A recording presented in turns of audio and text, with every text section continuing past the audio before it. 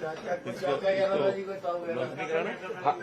मैं माननीय मुख्यमंत्री से अनुरोध करूंगा कि माउस का बटन दबाकर ताऊ नामक चैट बॉट का लोकार्पण करें।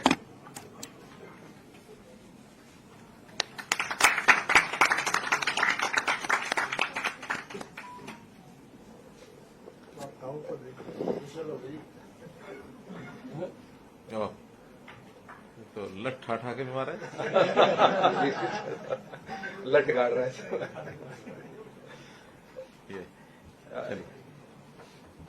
इसी कड़ी में हरियाणा परिवार पहचान पत्र अथॉरिटी और सेवा विभाग द्वारा हाल में ही ऑटोमेटिक बुढ़ापा पेंशन शुरू करी गई थी, जिसमें अगर कोई भी एलिजिबल व्यक्ति है जिसकी 60 साल की उम्र हो जाती है और उसका इनकम लिमिट में वो परिवार आता है तो उसकी प्रोएक्टिव पेंशन बनाई जाती है। तो उसी कड़ी में आज दिव्यांग प्रोएक्टिव पेंशन का लोकार्पण माननीय मुख्यमंत्री जी करेंगे। उससे पहले श्री विजेंद्र कुमार जी से मैं अनुरोध करूंगा इसके बारे में एक संक्षिप्त विवरण दें। जैसा कि आप सबको विदित है कि पिछले साल ओल्ड एज पेंशन को प्रोएक्टिव कर दिया गया था। प्रोएक्टिव का भाव, कहने का भाव यह है कि एज के लिए वेरिफिकेशन जैसे ही सीआरआईडी के डेटाबेस में हो जाती है और हमें पता लग जाता है कि अगले 1-2 महीने में कौन कौन 60 की उम्र क्रॉस करने वाला है, तो वो डेटा इकट्ठा करके सेवा विभाग को भेज दिया जाता है ताकि वो उस नागरिक से मिलकर उसकी कंसेंट ले ले, क्या आप अपनी ओल्ड एज पेंशन शुरू करवाना चाहते हैं या नहीं। इसी कड़ी में आज एक और बड़ा स्टेप लिया जा रहा है कि दिव्यांग की पेंशन, जो डिसेबिलिटी जिन लोगों को है, उन लोगों की पेंशन भी प्रोएक्टिव मोड में आज से शुरू की जा रही है।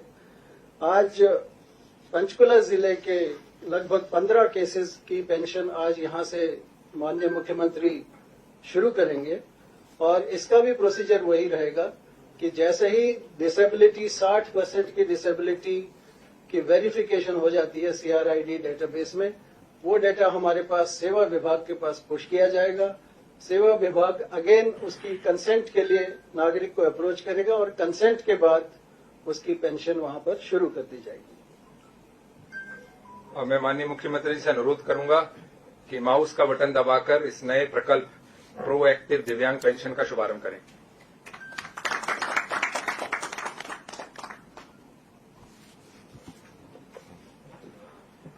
आज की इस कड़ी में आखिरी किंतु मेरा मानना है सबसे महत्वपूर्ण, जैसा कि आप लोगों ने अनुभव किया होगा, अब तक हरियाणा में पीडब्ल्यूडी रेस्ट हाउस जो बुक हुआ करते थे सब सिफारिश से, मैनुअल तरीके से, नाना प्रकार से लोग बुक कराते हैं और उसका कोई सिस्टम नहीं बन पाया था। तो उसका संज्ञान लेते हुए माननीय मुख्यमंत्री जी ने निर्देश दिया था कि इसका भी एक सिस्टम बनाया जाए और उस कड़ी में एक नया पोर्टल विभाग द्वारा तैयार किया गया है, पीडब्ल्यूडी विभाग द्वारा, जिसमें हरियाणा के समस्त PWD rest house including Haryana भवन में दिल्ली के, उसका एक पोर्टल बनाया गया जिसके माध्यम से सभी उन कमरों की बुकिंग की जा सकेगी और इसमें जो आम जनता है वो भी इसमें बुक अपना कमरा करा सकते हैं फीस देकर। और इसके अलावा बाकी भी जो एंटाइटल्ड लोग हैं, चाहे ऑफिसर्स हों चाहे विधायकगण हों, वो भी इसमें बुक करा सकते हैं। ऑटोमेटिक ट्रांसपेरेंट सिस्टम से इसमें बुकिंग संभव हो पाएगी। तो अब मैं माननीय मुख्यमंत्री से अनुरोध करूंगा कि माउस दबाकर इस पोर्टल का भी उद्घाटन करें।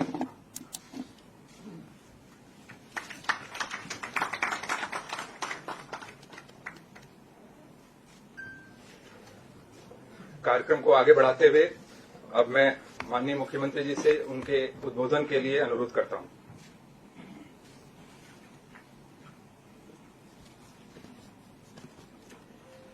मित्रों, जैसा हमको जानकारी है कि हमारा हमेशा ही फोकस रहा है कि गुड गवर्नेंस, सुशासन, इसके आधार पर चीजों को आगे बढ़ाया जाए। ठीक 25 दिसंबर 2014 जिसको हमने पहला सुशासन दिवस के नाते से कहा था और टेक्नोलॉजी के आधार के ऊपर चीजों को बढ़ाने का जो क्रम उस समय शुरू किया था, लगातार उसको हम आगे बढ़ा रहे हैं और आज भी इसमें 3 ऐसे जो प्रोजेक्ट हैं वो जिनको लॉन्च किया है वो आपके सामने आए हैं, जिसमें सबसे पहले तो चैटबॉट का ये जो एक सोल्यूशन ये दिया गया है। और हमको जैसे पता है कि परिवार पहचान पत्र भी अपने आप में एक यूनिक ऐसी एक चीज जो हमने तैयार की है, जिसका लाभ प्रदेश के लगभग 72 लाख परिवारों को उसका लाभ मिलेगा। अब इतना बड़ा प्रोजेक्ट स्वाभाविक है कि उसके अंदर प्रारंभिक कुछ जिसको कहना चाहिए कि एक निटी ग्रिटी जैसी होती हैं, जो कुछ ऐसी समस्याएं आती हैं, उनको हमने लगातार ठीक किया है। चाहे उसमें राशन कार्ड की बात हो, चाहे पेंशन की बात हो, चाहे चराई योजना की हो, इनकम की हो, वो पर्याप्त संख्या में हमने ठीक किया है। क्योंकि अभी एक ऐसा फ्रेंडली एक पोर्टल बनना चाहिए जिससे किसी भी आदमी को कोई भी जानकारी अपनी लेनी है तो कहीं भी वो ले सकता है अपने मोबाइल से, उसको खोल करके। और चैटबॉट का जैसे एक सिस्टम होता है, इसमें आर्टिफिशियल इंटेलिजेंस और मशीन लर्निंग, नेचुरल लैंग्वेज, ये जो सारे सिस्टम होते हैं ताकि हमारे बोलने से ही और वो उसकी आवाज को पहचान ले और पहचानने के बाद उसका उत्तर वहां से मिले। उत्तर भी देंगे ताऊ जी, तो उत्तर जो है हमको मिले। अब इसमें एकदम ये तो नहीं कहा जा सकता कि इसमें कोई गलती नहीं होगी, क्योंकि धीरे धीरे उस सिस्टम को अडेप्टिव होना पड़ता है। जिस आदमी को बोलना है उसकी भाषा, उसकी लैंग्वेज, उसको। और ये सामान्यतः एक बार जो व्यक्ति अपना चैटबॉक्स खोलेगा और वही व्यक्ति बार बार पूछेगा तो उसके उत्तर ठीक आएंगे। लेकिन अगर एक ही चैटबॉक्स को मुझे लगता है अगर अलग अलग व्यक्ति जाकर पूछेंगे तो लैंग्वेज की प्रॉब्लम कई बार आती है। अब ये प्रारंभिक चरण है, जो भी चीजें इसमें होंगी हमारे टेक्निकल लोग इस पर लगातार नजर रखेंगे। लेकिन अच्छा फ्रेंडली एक विषय, जहां भी कई आदमी होता है अपने मोबाइल को साथ लेके रखता है, चाहे वो खेत में जाए, ऑफिस में जाए, घर में बैठे पढ़ने जाए, सैर करते हुए भी अपनी जानकारियां ले सकता है। चैटबॉक्स का एक ही इस प्रकार से एक हमने सोल्यूशन दिया है और मैं समझता हूं जनता को बहुत इसका लाभ होगा। और जितने उसके प्रश्न होंगे, चाहे उसके जाति के हैं, आय के हैं, व्यवसाय के हैं, जन्मतिथि के हैं, ये सब जो उसको, चाहे उसका फिर आय के साथ उसका सार्वजनिक वितरण प्रणाली यानी राशन कार्ड हो, फिर उसकी चाहे जो भी कोई प्रश्न है, वो सारा जो सूचना डाटाबेस हमारे पास जो कोष बना है, उस कोष में से उसको ये उत्तर त्वरित और सटीक रूप से ये सब मिलेगा। दूसरा जो हमने प्रोएक्टिव एक पोर्टल बनाया है वो दिव्यांग सेवा, दिव्यांग की पेंशन, ये सेवा।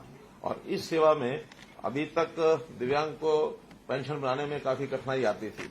आयु के हिसाब से तो 60 वर्ष की आयु एक गणना के हिसाब से ऑटोमेटिकली व्यक्ति की गणना हो जाती है, लेकिन इसमें शर्त है कि 60% उसका दिव्यांगता सर्टिफिकेट होना चाहिए। जैसे ही 60% दिव्यांगता का सर्टिफिकेट डॉक्टर से वो प्राप्त करेगा, उसको अपलोड करेगा, अपलोड करते ही प्रोएक्टिवली उसकी पेंशन जो है वो घर बैठे बनेगी। इसमें कहीं किसी प्रकार की कठिनाई नहीं आएगी। और जो तीसरा एक पोर्टल है वो हमारे यानी जो जितने भी रेस्ट हाउसेज हैं, चाहे वो दिल्ली का हरियाणा भवन है, चाहे फिर हमारा गुड़गांव का पीडब्ल्यूडी रेस्ट हाउस है, या पंचकुला का पीडब्ल्यूडी रेस्ट हाउस है, और जितने हरियाणा के लगभग ये 45 के आसपास रेस्ट हाउसेज हैं। इसमें शिमला का बेनवर्बी है, मसूरी का रेस्ट हाउस वो भी इसमें जोड़ा है। मेरे ख्याल प्रदेश के बाहर के तो 2 ही है इसमें। तो उन सबको जोड़ करके और जो भी व्यक्ति बुकिंग करना चाहता है उसमें एंटाइटल्ड, जिनकी एंटाइटलमेंट है, अधिकारी हैं या राजनीतिक जो लोग हैं, विधायक, सांसद, पूर्व विधायक, पूर्व सांसद, वो सब कर ही सकते हैं, अधिकारी भी कर सकते हैं। इसमें पत्रकारों को भी जिनको उसकी एंटाइटलमेंट होगी वो भी उसमें अपनी बुकिंग हिसाब से कर सकेंगे। बुकिंग प्राइवेट लोग भी कर सकेंगे, लेकिन उसका एक सिस्टम बनाया है कि 15 दिन पहले उसके लिए प्राइवेट बुकिंग के लिए जो कमरे निर्धारित किए गए हैं उतने वो कर सकते हैं। 7 दिन, 15 दिन से 7 दिन जब रह जाएंगे तो उन कमरों की संख्या और बढ़ा दी जाएगी। यदि वो आधे कमरे उनके लिए हैं, आधे कमरे जो एंटाइटल्ड लोग हैं उनके लिए। लेकिन एंटाइटल्ड लोग अगर बुकिंग नहीं कर पाते हैं, फिर भी कमरे बचते हैं, तो और कमरे फिर 7 दिन तक उसको 75% कमरे बुकिंग करने का भी एक सिस्टम बनाया है। हरियाणा निवास में, क्योंकि हरियाणा भवन में 20 कमरे ऐसे आखिर तक हम निश्चित करके रखेंगे, क्योंकि वहां सामान्य अधिकारियों को अपनी मीटिंग्स होती हैं, विधायक हैं, मंत्री हैं, उनको जाना होता है। तो 20 कमरे आखिर तक उनके लिए उपलब्ध रहेंगे कि वो जाकर के कर सके। प्राइवेट आदमियों के लिए भी जो चार्जेस हैं वो जो सामान्यतः होटल के चार्जेस है उससे कम रखे हैं। सबसे ज्यादा इसमें दिल्ली के हरियाणा भवन के 2000 रुपया रखा है, गुरुग्राम का 1000 रुपया रखा है, गुरुग्राम का 1500 रुपया है, पंचकुला का 1000 रुपया है, और ऐसे ही बैनमोर और मसूरी, उसमें जो वीआईपी सूट भी एक वहां है, तो वीआईपी सूट भी बुकिंग करा सकेंगे। बाकी जगह पर वीआईपी सूट नहीं करा पाएंगे, लेकिन वहां वीआईपी सूट, क्योंकि हमारे में से कोई जाना बहुत किसी का होता भी नहीं है, तो उसको भी कोई कराना चाहता है तो 3000 रुपये पर डे के हिसाब से उसको वीआईपी करा सकते हैं। और सामान्य कमरे जो हैं वो 2000 जैसा दिल्ली का रेट है वो उनके लिए 2000 रुपया रहेगा। जो एंटाइटल लोग हैं उनके रेट अलग अलग पहले से हैं। वो जिनके एंटाइटलमेंट है उनको नाम मात्र नॉमिनल सा उसका एक पैसा होता है वो उनको देना पड़ेगा, ताकि वहां के जो सामान्य खर्चे हैं बिजली का या कोई और छोटे छोटे खर्चे होते हैं वो व्यक्ति एंटाइटलमेंट होने के बाद भी उनसे वो लिया जा सकता है।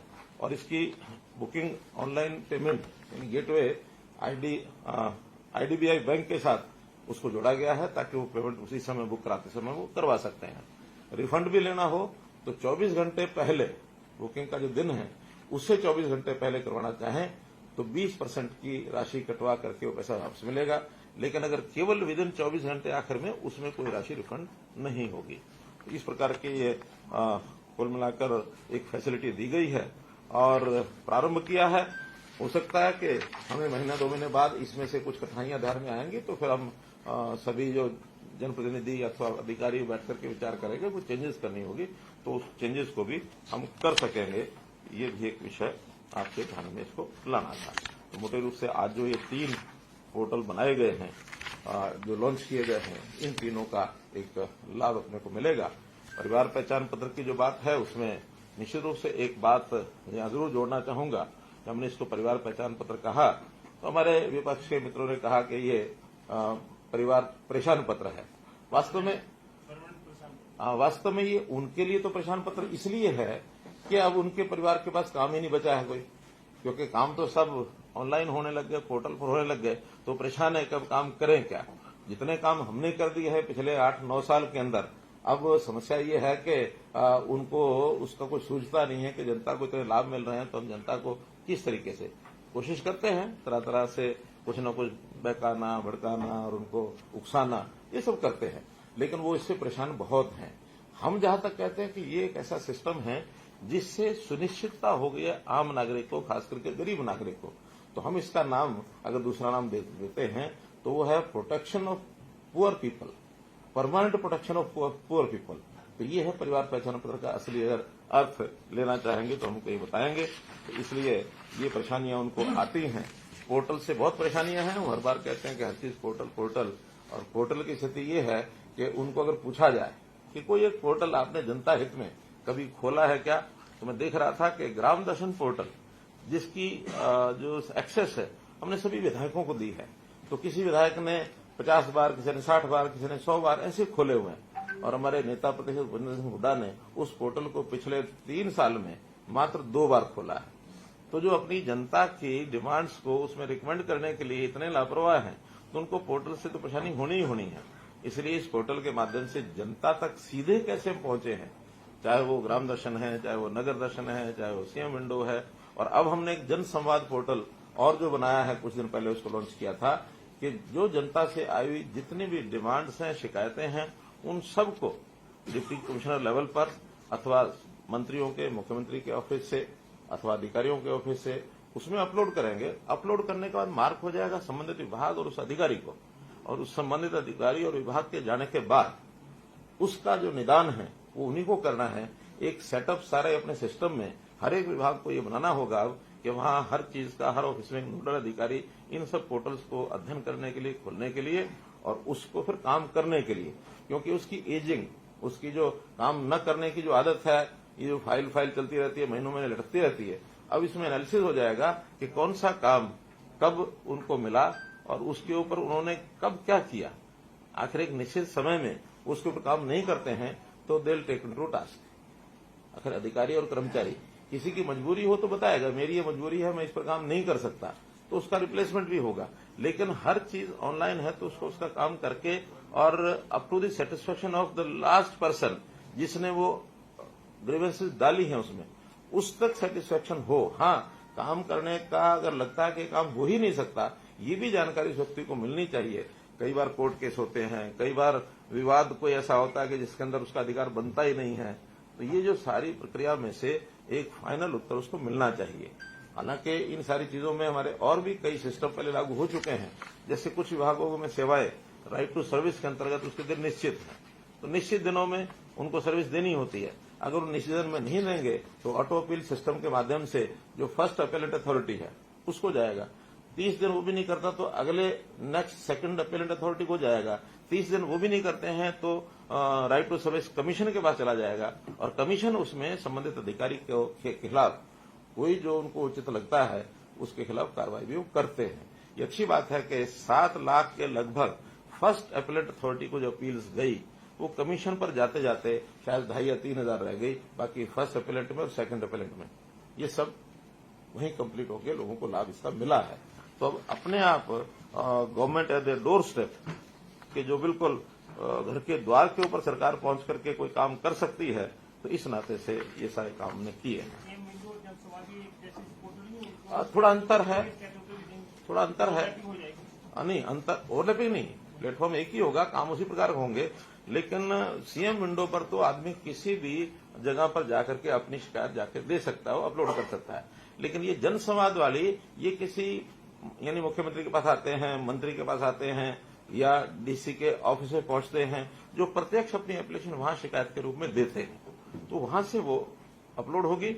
आखिर में जाकर के डिपार्टमेंट में जो पहुंचेंगी तो चाहे उधर से आए चाहे इधर से आए, एक ही जगह पहुंचेगी, एक ही प्रकार का सोल्यूशन उसका मॉड्यूल ये बनाया गया है।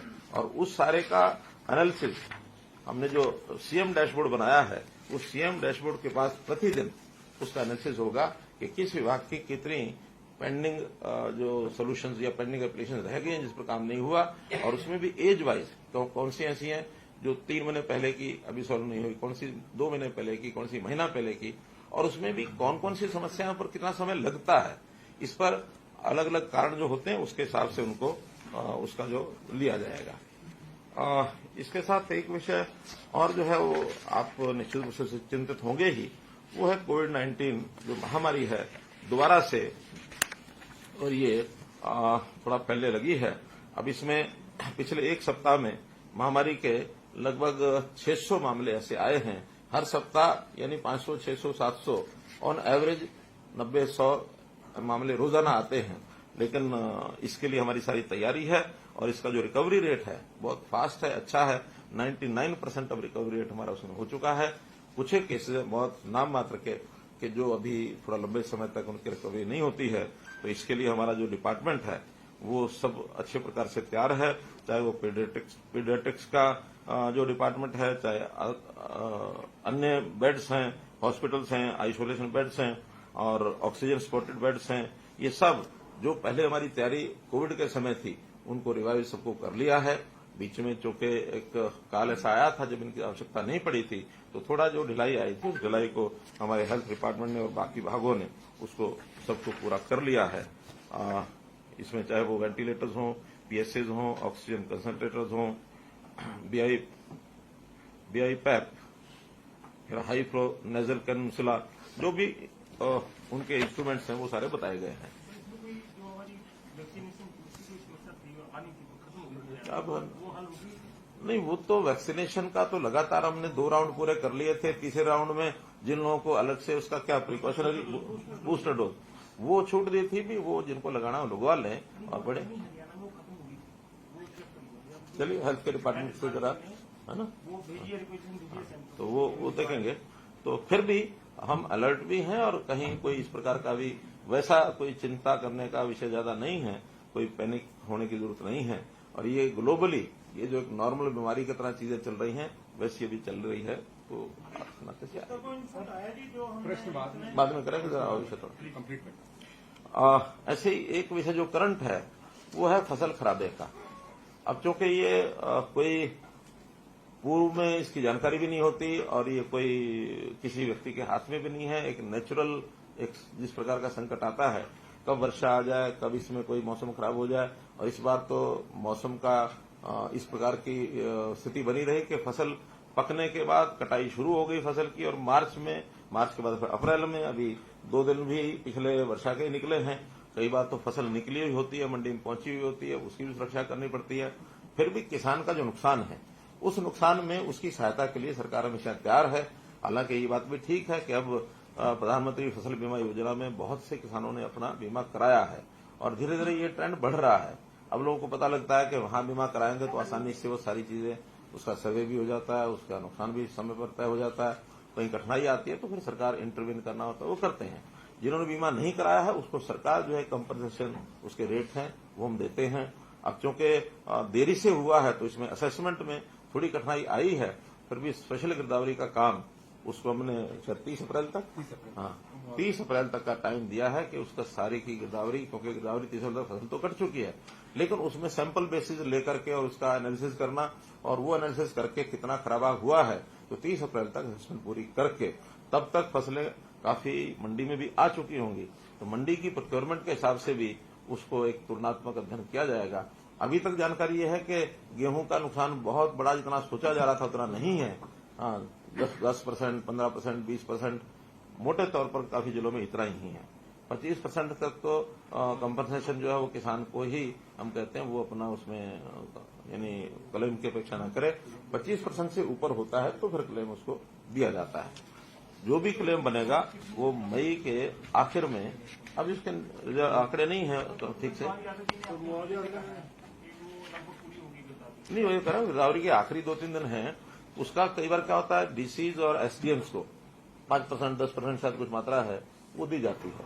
तो भी कोई आंकड़े हो तो बता दें आप। सर 17 लाख एकड़ जो दर्ज हुई थी खराबे की, उसमें से 15 लाख एकड़ की जो वेरिफिकेशन हो चुकी है, सिर्फ 2 लाख एकड़ की रहे। हाँ तो बस हो जाएगी 30 तारीख को सब। मई में मुआवजा, मई में जो मुआवजा होगा वो जितना जिसको बनेगा उस हिसाब से दे दिया जाएगा। मंडियों को कुछ आया सर, कितनी आई है? हाँ, मंडी में 41 लाख मीट्रिक टन गेहूं ये अभी तक जो है आ चुकी है, जिसमें से 32.5 लाख मीट्रिक टन ये सरकारी एजेंसियों ने खरीद कर ली है। और अभी ये 9 लाख जिसको कहना चाहिए शेष है, लेकिन वो तो रोटेशन में जैसे रहती है उतना ही है। मंडी का उठान की एक समस्या थी, वो हमने डीसीज को लिख दिया है कि जहां कहीं समस्या ठेकेदारों से आ रही है वहां वो अपने हाथ में लेकर के, और जो भी कोई अलग प्रबंध जैसे पहले भी करते रहे हैं, आड़तियों से बात करके, और आड़तियों के अगर ट्रक होते हैं तो उनके लेंगे, और बाहर से भी लेना है तो उनके सिक्योरिटी ले करके और उनको ट्रकों को उसी रेट पर जो रेट जो है देखिए वो रिलैक्सेशन, क्योंकि सेंटर ने उसमें एक कट लगाया था, लेकिन हमने घोषणा कर दी थी उसी समय कि जो भी पैसा है नमी की छूट नहीं है, उसमें केवल उसका लस्टर लॉस और उसका जो दाना जो है बारीक दाना कटा हुआ, क्या बोलते हैं उसको, ब्रोकर और शेवर्ड जो दाना होता है उसका जो परसेंटेज है उसमें जो पैसा अगर उनका कटेगा तो स्टेट गवर्नमेंट जो उसको कंपनसेट करेगी, किसान से वो नहीं लिया जाएगा। लेकिन नमी में छूट देना संभव इसलिए नहीं है, नमी की छूट दें तो फिर गीला अगर खरीदा गया और वो पैक हो गया, उसकी प्राइस लग गई तो फिर उसको कोई संभालता नहीं, और फिर अंदर किसान के लिए राहत रहती है जी कि नमी की छूट लेंगे, तो सरकारी तौर पर सिखाया जाता है। क्या होता है कि इसकी शिकायतें बहुत आती हैं। हम यही कहते हैं कि आप क्योंकि नहीं अपने आप भी वो करके लाए, और नहीं है तो वहां जब धूप निकलती है उसको सुखाएंगे, सुखा करके नहीं। धान में जरूर है, धान का कोई शेलर जो है वो लेके जाते हैं, शेलर्स में बहुत बड़े ग्राउंड उनके पास होते हैं, वो फिर सुखाते हैं, सुखा करके फिर उसका साथ चावल निकालते हैं। धान जो है इतने लंबे समय तक स्टॉकिंग भी नहीं होती, ये स्टॉकिंग जो है गेहूं की होती है, कभी कभी तो 2-2 साल 3-3 साल नहीं उठ पाता है। हालांकि अभी ये जो लस्टर लॉस वाला या ब्रोकन श्रिवल्ड ये है, ये प्रायोरिटी पर पहले यानी लिफो सिस्टम से उठाया जाएगा, बाकी नॉर्मली फिफो सिस्टम से उठाते हैं, फर्स्ट इन फर्स्ट आउट, ये LIFO last in first out, ताकि दाना बाद में ज्यादा खराब ना हो। तो अब लास्ट वाला ही सबसे पहले उठाया जाएगा, तो इसलिए उसका ध्यान रखा जाता है। पिछले साल की बराबरी आ रही है लोगों, हाँ कोई कमी नहीं है, उन्हें कुल मिलाकर के जो लॉस सोचा जा रहा था वैसा नहीं है। तो लॉस मैंने जैसे बताया 10%, 15% का ही लॉस है, और हमें लगता है कि ये 60 लाख मीट्रिक टन उसके बराबर तक पहुंचेगा, उसे कम नहीं रहेगा। सरसों भी 1 लाख और 2,12,000 मीट्रिक टन सरसों ये प्रोक्योर हो चुकी है। इसमें प्राइवेट एजेंसियों ने भी कुछ खरीदी है, फेड ने भी खरीदी है, क्योंकि जब रेट जो है एमएसपी से ऊपर बिकती है तो प्राइवेट लोग भी उसमें खरीदते हैं। हालांकि इस बार अपेक्षा तो ज्यादा थी कि बहुत ज्यादा प्राइवेट में ही जाएगी सरकार को, जैसे पिछले साल नहीं मिल पाई, लेकिन वर्षा के कारण से, कुछ खराब होने के कारण से, तो प्रायोरिटी जो है वो किसानों की जब ज्यादा बिकती है तो जाएगी, और कम बिकती है वो भी ठीक जो किस्म की है, जो पैरामीटर सरकार के हैं उस नाते से फिर सरकार खरीदती है। एफएड के नाते अगर बहुत कहीं खराब है वो कम रेट पर जाती है तो वो भी प्राइवेट में ही।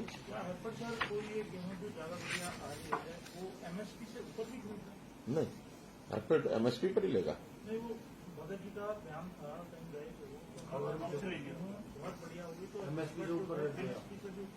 अभी तक हाँ, अभी तक ऐसा नहीं है कहीं उन्होंने उत्साह में उन्होंने कहा हो या किसी और ने लगा दिया हो। उन्हें कई बार उत्साह जो है वो दूसरे लोग भी कर देते हैं। जो जिम्मेदार आदमी ना भी करे तो उत्साह दिखाने वाले लोग तो बहुत लगा देते हैं। हाँ, जो बयान वापस हो गया तो फिर उत्साह हो ना हो कोई खास बात नहीं है। एक चीज जो लगातार हमारे मित्र समय समय पर कहते हैं, हालांकि बहुत चीजों में दम नहीं है, लेकिन कुछ बातें जो हमको स्पष्ट करनी जरूरी होती हैं तो उसकी जानकारी उनको देनी होती है। जैसे सरकारी नौकरियों का विषय आता है, सरकारी नौकरियों में अभी तक आंकड़े सब आपके सामने भी हम बार बार बताते हैं, फिर बता रहा हूं कि उन्होंने 10 साल के कार्यकाल में सरकारी नौकरियां कुल 80,000 के आसपास दी थी, 80,000 81,000 10 साल में पूरे। हमने अभी तक 8.5 साल में 1,02,000 नौकरियां हम दे चुके हैं और विद इन नेक्स्ट 6 मंथ्स, जिसमें ग्रुप सी की और ग्रुप डी की ये और उसके अलावा जो अध्यापक हैं पीजीटी वगैरह और पुलिस के भी 5,000 उसमें, तो सब मिलाकर के 60,000 के आसपास नौकरियां और हम 6 महीने में दे देंगे। यानी 1,62 9 साल में हो जाएंगी। इनकी 80 जो है वो 10 साल की हैं, तो डबल संख्या हमारे 9 साल में हो जाएगी। 10वां साल जब शुरू होगा उसका जो अलग से आवश्यकता होगी वो हम करेंगे। तो एक आंकड़ा ही आपको मैं इसको अभी मैं कह नहीं सकता, क्योंकि लास्ट ईयर में कितनी रिक्वेशन आती है वो तो डिपार्टमेंट्स के ऊपर निर्भर करता है कितनी वो देते हैं। हाँ, लेकिन एचकेआरएम की सब जोड़ लेंगे तो ये 2 लाख से ऊपर हो जाएगी, क्योंकि एचकेआरएम की भर्ती को हम उस प्रकार की भर्ती नहीं मानते। वो आवश्यकता के हिसाब से जितने समय की डिमांड होती है उतने समय के लिए ही उनको लगाया जाता है। और एक चीज और जो आपके सामने उल्लेख करूंगा कि इस पेंशन के नाते से जो सामाजिक सुरक्षा पेंशन है, जिसके बारे में ये कहते हैं इतनी कट गई, ये हो गया वो हो गया, अब ये पेंशन की संख्या भी 2014 में ये संख्या थी जब वो छोड़ करके गए थे 21.82 लाख, 21,82,000 और अभी जो है 30,78,000 है। यानी 9 लाख लोग एक प्रकार का ये माने कि 45% उसमें वृद्धि हुई है। इतनी भी संख्या ज्यादा बढ़ी, चलो संख्या भी बढ़ गई। फिर जहां तक इसका जो टोटल एक्सपेंसेस है, उनके समय में ये टोटल एक्सपेंस साल का होता था 2618 करोड़, महीने का 218 करोड़ था, तो साल का 2618 करोड़। और हमारा अब जो है 2,618 करोड़ की जगह सालाना 10,157 करोड़ होता है, यानी 8,500 करोड़ ज्यादा। उनके सारे फिगर से रफली 4 टाइम्स, 4 गुना ज्यादा हम जो है समाज में पेंशन के नाम से पैसा दे रहे हैं। और अगर ये 1 साल का अंतर देखा जाए तो ये 7.5 करोड़ बैठता है, तो 7,500 करोड़, तो 7,500 करोड़ जो दुनिया भर की वो सारी बातें करते हैं, हमने ये कर दिया, वो कर दिया, ये कर दिया, वो कर दिया, उनके जितने बड़े बड़े प्रोजेक्ट्स हैं उन कई प्रोजेक्ट से ज्यादा हर साल 7,500 करोड़ रुपए ज्यादा जा रहा है। कैटेगरी भी बढ़ाई है, राशि भी बढ़ाई है। उस समय तो 1,000 रुपए छोड़ के गए थे। अगर 2002-03 में तो शायद 600 करोड़ कितने, 600 रुपया थी, कितनी थी, 300 रुपया नहीं, जब 4-5 में ये लोग आए थे 300 से सीधी 1,000, हाँ तो 600, हाँ 300 से 600 रही होगी। मानो जो इनके स्टार्टिंग में 2004 में 600 थी, जो आज इस समय 2,750 है। तो उस नाते से कितना जनता को सोशल पेंशन के नाते से लाभ मिल रहा है हरियाणा में, इसका कभी भी वो चर्चा करेंगे भी नहीं। करेंगे तो उनका हिसाब किताब गड़बड़ा जाएगा। तो मैं तो हमेशा कहता हूं कि जैसे वो लोन की बात करते हैं, इसकी करते हैं, उसकी करते हैं, उनको हिसाब किताब वास्तव में आता नहीं है, हिसाब किताब सिखाना पड़ता है। वो तो वही है 2-2-5 होते हैं, इस प्रकार से चलने का उनका अभ्यास होता है। तो हम अड़े हुए नहीं है, मैं अपनी ठीक बात जो होती है उसी को कहता हूं, अड़ने का विषय थोड़ी है। हाथ कंगन को आरसी क्या, हाथ कंगन को आरसी क्या, पढ़े लिखे को फारसी क्या, हम सब पढ़े लिखे हैं।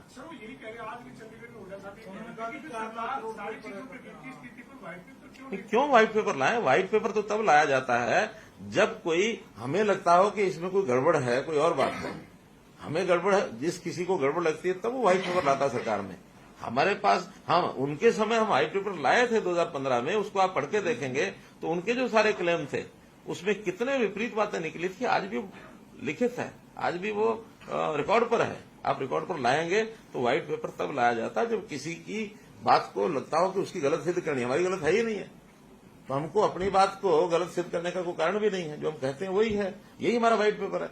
हमारा बजट का जो डॉक्यूमेंट है वो हमारा व्हाइट पेपर है, अलग नहीं है कोई। सर विपक्ष ये भी कहते हैं क्लास 1 और 2 की जो नौकरियां हैं उन नौकरियों में हरियाणा के युवाओं को कम मौका मिल रहा है। देखिए, कुल मिलाकर के चलिए, एक तो ये विषय था। दूसरा दो एक विषय और जो आपको बताने हैं मुझे, उनको एक तकलीफ और भी है। असल में एक तकलीफ उनकी ये है, कि कभी किसी मुख्यमंत्री के कार्यकाल से वो इतने विचलित इसलिए नहीं हुए कि किसी मुख्यमंत्री ने इतने लंबे समय तक उनको बाहर नहीं रखा, और ये रिकॉर्ड हाईएस्ट है। अगर आज देखा जाए तो 3,3100 दिन लगभग हो गए हैं, तो 3,000 या 3100 दिन तक किसी एक मुख्यमंत्री ने कांग्रेस को बाहर नहीं रखा 66 से लेकर आज तक। वो भी अगर कोई एक समय है, मैं तो बता रहा हूं, रिकॉर्ड ही है कि कभी उनको बाहर रखने वाला ऐसा मुख्यमंत्री मिला ही नहीं है। सब कोई 200 दिन बाहर रख पाया, उनको कोई 600 दिन को मैक्सिमम बंसीलाल जी ने एक बार रखा था 4 साल से 4.5 साल, फिर चौटाला जी ने 5 साल जो रखा। तो एक मुख्यमंत्री से वो इतना कभी भी परेशान नहीं हुए जितनी उनकी परेशानी अब बढ़ी है। आज कम से कम उस सारे मामले में हम हाईएस्ट हो गए हैं, और आज कम से कम हाईएस्ट हैं। आगे का टारगेट नहीं रखना, जनता की सेवा करते करते, और जितना समय जनता की सेवा करेंगे वो अपने आप ही टारगेट बनेगा, उसमें कोई समस्या नहीं है। नहीं, ऐसा भी बनाना ना, आगे भी कोई और ना तोड़ सके कोई। एक विषय मैंने आपके सामने रखना है कि अभी मेरा जो टूर प्रोग्राम चला है, जिसके अंदर खास करके हर जिले में मैं 3-3 दिन के लिए जा रहा हूं, 2, 3, 4 यानी अप्रैल, ये मैं भिवानी जिले में गया था, तो उसमें 3 विधानसभाओं के 15-16 गांव मैंने कवर किए थे। वैसे ही अब पलवल जिले में ये तारीखें भी शायद 11, 12, 13, 14 कहती हैं, हाँ 12, 13, 14, तो 3 दिन ये भी मैंने किया। बहुत ही अच्छे सफल कार्यक्रम मैं कह सकता हूं, क्योंकि मेरा उसमें दोनों पर्पज थे। एक तो हम यहां बैठ करके लगातार कोविड के दिनों में भी हमारी सारी फोकस रहा कि जनता को क्या करना, कैसे करना। अब उसके बाद लगातार हमारी सरकार सारी उसकी डिलीवरी सिस्टम को जरा मजबूत करने के लिए लगी रही, लेकिन अंत में नीचे डिलीवरी कितनी पहुंची कितनी नहीं, क्योंकि आखिर राजीव गांधी जी की उस बात को तो हमें सत्य करना ही पड़ेगा, जिसमें उन्होंने कहा कि हम 1 रुपया भेजते हैं और नीचे जाते जाते 15 पैसे रह जाते हैं। तो हमें भी देखना पड़ता है कि ऊपर से हम जो भेज रहे हैं नीचे पहुंच रहा है कि नहीं पहुंच रहा है।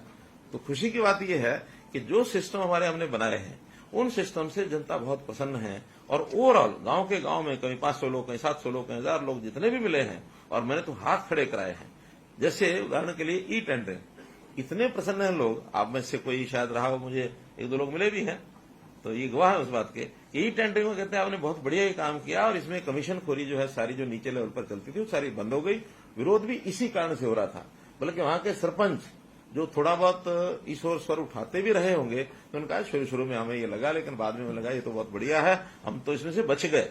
और वास्तव में सरपंचों के खिलाफ जो तलवार लटकी रहती थी, आज भी 1000 से ऊपर सरपंच ऐसे हैं जिनके पिछले रिकॉर्ड गायब हैं। अब उसके खिलाफ क्या करना होगा जरा विचार करेंगे, लेकिन अब आगे ये समस्या नहीं रही, उनको रिकॉर्ड बनाने की आवश्यकता नहीं, हर एक चीज ऑनलाइन आ जाएगी, पोर्टल पर रहेगी, और वो जो उनका जो ऑफिस है, बैक ऑफिस में वो डाटा बना रहेगा, कभी भी निकाल लो उसको। तो इसलिए वो सब इसमें प्रसन्न है। अभी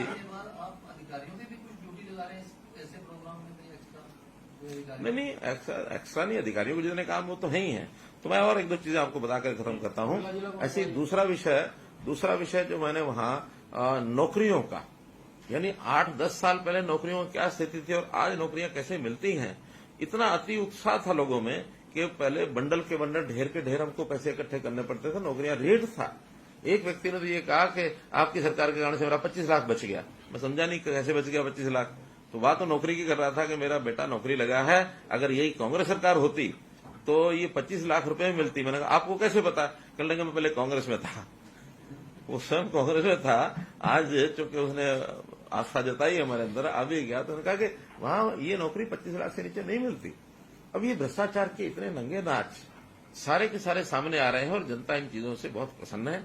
इसलिए बहुत से उदाहरण ऐसे हैं, और हमने काम भी जो है लगातार जो वहां किए हैं, दोनों दौरों में मैंने कुछ घोषणाएं भी की हैं। जैसे पलवल में लगभग 300-325 करोड़ की घोषणाएं वहीं सारे उन गांवों से संबंधित, और एक रेन्यूवेल का प्रोजेक्ट है, वो उन्हीं गांवों के अंदर आवश्यकता ज्यादा थी पलवल जिले में ही, उसकी मैंने घोषणा की। 200 करोड़ रुपए का तो अकेला वो प्रोजेक्ट है, बाकी कहीं 10 करोड़, कहीं 5 करोड़, ऐसे करके हर एक गांव में इन सब योजनाओं को जो तुरंत लागू करने की थी तुरंत लागू की है। जो उनकी डिमांड्स थी वो हम सब लेके आए हैं, उसकी फिजिबिलिटी 1 महीने के अंदर करके और इन दोनों जिलों में अलग से बताएंगे कि हाँ इनके कितने प्रोजेक्ट हमने स्वीकार कर लिए हैं। क्योंकि डिमांड्स बहुत आती हैं, पहले डिमांड आई नहीं होती है, तो बाद में जब आती है उसको साथ लेके आते हैं।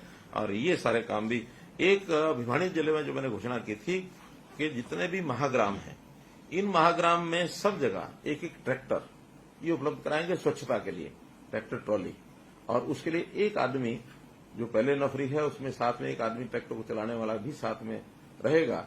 और इसमें पंचायतों के साथ एक जो हमारा शेयरिंग बेसिस के ऊपर फंडिंग है वो करेंगे। 75% स्टेट करेगी और 25% उस पंचायत के पैसे में आएगा। लगभग 5 लाख से 8 लाख कोई भी ट्रैक्टर कौन सा लिया जाएगा वो देखेंगे, लेकिन इतना खर्च उसमें 5 से लेकर 8 लाख तक खर्च आएगा हर गांव के लिए।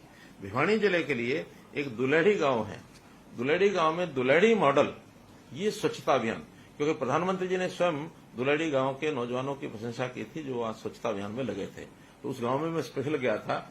उस मॉडल को पूरे भिवानी जिले में छोटे बड़े सब गांव में किया जाएगा।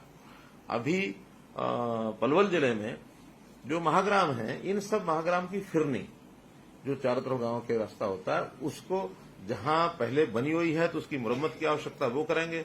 कई जगह बीच बीच में हिस्से नहीं बने हुए, कोई कब्जे के कारण से कुछ और कारण से, उनको पूरा कराएंगे।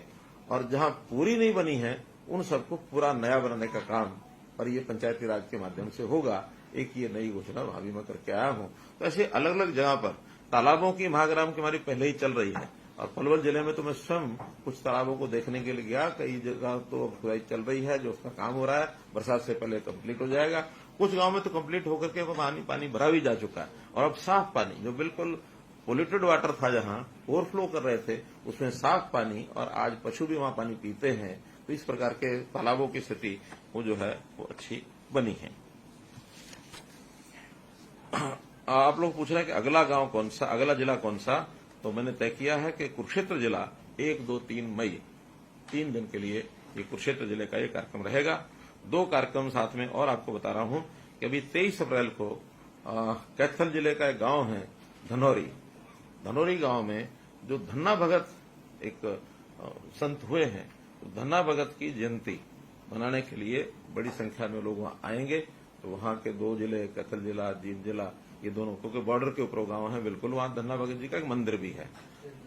हाँ, तो स्टेट लेवल कह सकते हैं, या कंसर्ट मेनली तो 2 जिले कंसर्ट करेंगे, आसपास के जो लोग आएंगे, लेकिन धन्ना भक्ति जयंती उसमें मैं स्वयं जाऊंगा, और भी जितने संत हैं, बाकी पदाधिकारी नेता सब आएंगे तो एक कार्यक्रम करेंगे ऐसे। हाँ, उपराष्ट्रपति जी भी आएंगे। 23 अप्रैल को उपराष्ट्रपति जी का भी आगमन होगा। हमने निमंत्रण दिया था, वो बड़े सहर्ष उन्होंने स्वीकार किया कि धन्ना भगत की जयंती कभी किसी ने मनाई नहीं है, हरियाणा ने पहल की है। कुछ लोगों को तो तकलीफ भी बड़ी हो गई शुरू, हम तो कहीं और लगे रहते थे, ये कहीं और से कहां से निकाल के ले आया धन्ना भगत। तो हमने कहा भी देखो, समाज में ऋषि मुनियों का, संतों का अपना एक स्थान है, तो आप संतों को छोड़ करके और किसी और के पीछे लगते रहोगे तो उसका कोई अर्थ नहीं है। तो इसी प्रकार एक कार्यक्रम तय किया हमने आज ही। 4 मई को महंत गोरक्षनाथ, उनका एक कार्यक्रम किया जाएगा करनाल में। महंत गोरखनाथ 4 मई को, तो ये करनाल में कार्यक्रम होगा। तो आज ही समाज के लोग आए हुए थे, सबने उन्होंने बैठ के तय किया कि हम बड़ा कार्यक्रम करेंगे, क्योंकि गोरखनाथ जी का भी अपना एक बड़ा महत्व रहा है, और गोरखपुर उनकी एक प्रकार से पीठ है। हाँ, तो उसमें हमारे महंत बालकनाथ जी, वहाँ योगी जी हैं, यहाँ महंत बालकनाथ जो है उसको वो एक प्रकार से उसकी अध्यक्षता वो करेंगे। तो मोटे रूप से इतने सब विषय थे, और अब कोई प्रश्न होगा। 2 दौरे जो हुए उसमें 1 रुपए की आपने बात की थी, अब 1 रुपए का कितना पैसा नीचे जा रहा है जो आपने? देखिए, अब चूंकि सारे सिस्टम ऑनलाइन है, अब कहीं भी लीकेज नहीं हो सकता।